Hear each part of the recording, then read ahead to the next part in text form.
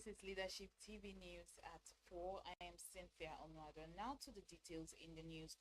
Begin the news in Zamfara State, where a mobile policeman attached to the Maru Police Division has been killed in an attack on the Rwandurwa community of Maru local government area of Zamfara State by armed bandits.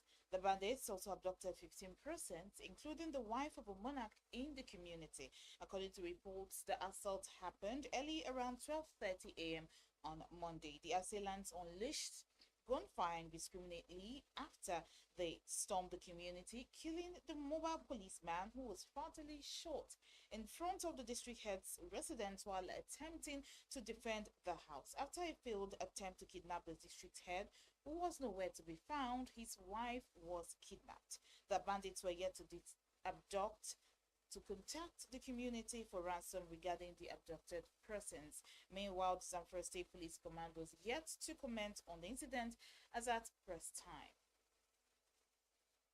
We move on now. The College of Education Academic Staff Union has commended President Bola Tinubu for discarding the idea of tertiary institutions, including colleges of education, remitting 40% of their internally generated revenue to the national judiciary. President of the union, Smart Olubeko, who stated this in a statement on Monday, enjoined the federal government to also review the centralization of payroll administration through the Integrated Personnel and Payroll Information System, IPPIS. He lamented that the policy undermined the statutory functions of the government councils and breaches the establishment integrity of the tertiary education sector in general and the College of Education system in particular. According to Olubeko, IPPIS has become a means of defrauding its members, as there are thousands of cases of short payment, outright non-payment, unlawful delay or withholding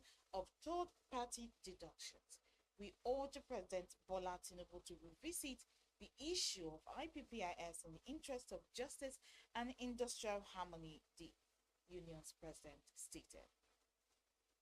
In other news stories, a senior advocate of Nigeria's son, Emeka Ozoani, has distanced himself from a media report alleging that he was in the United Kingdom recently to represent billionaire businessman Benedict Peters at the ongoing proceedings in the Southwark Crown Court involving a former Nigeria's Minister of Petroleum Resources, Mrs. Diziani Alison Madueke.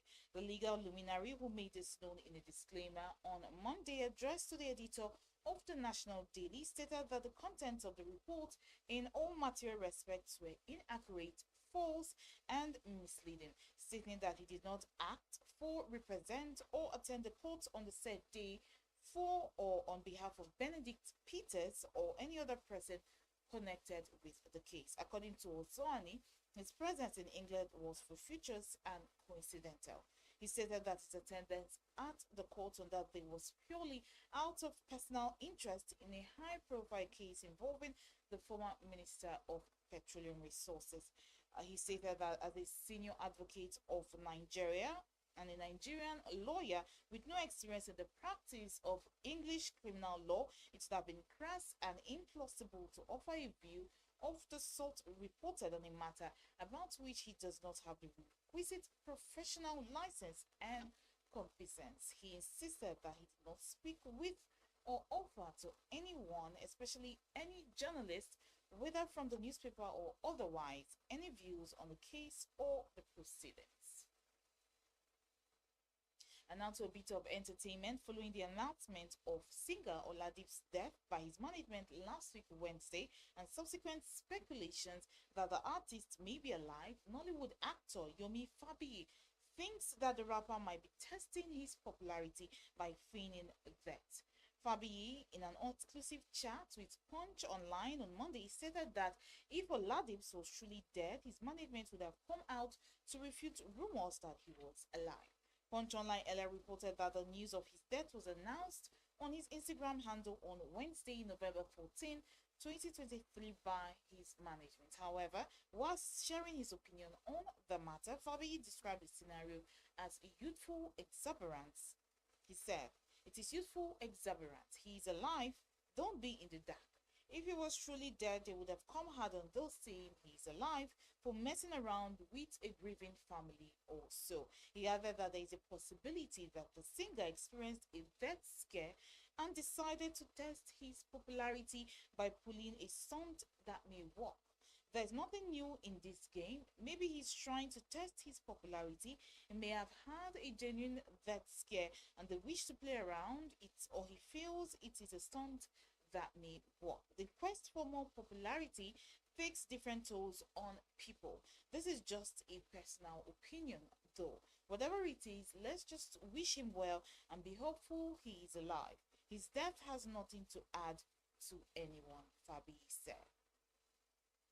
And now finally, to some sports news. The Nigeria Football Federation will fire coach Jose Peseiro if they had the money to pay him off after two poor performances in the World Cup qualifiers, according to Executive Committee member Nse Essien. Nigeria's qualification for the 2026 World Cup is already in serious jeopardy after they managed only two draws in their first two qualifiers against Lesotho and Zimbabwe. Walter Musona scored direct from a free kick to put Zimbabwe ahead in the first half, and Leicester forward Kelechi Iheanacho equalized midway through the second half. According to Punch, Portuguese coach Peseiro has been singled out for criticisms for the Super Eagles' slow start to qualification. If we had the money to pay for compensation, we would be willing to relieve him of his job. We are not happy, NFF member Essien told reporters. Everybody is asking for the sack of the head coach. It's unfortunate that from a possible 6 points, we only have 2 points. We are in a very precarious situation, he added.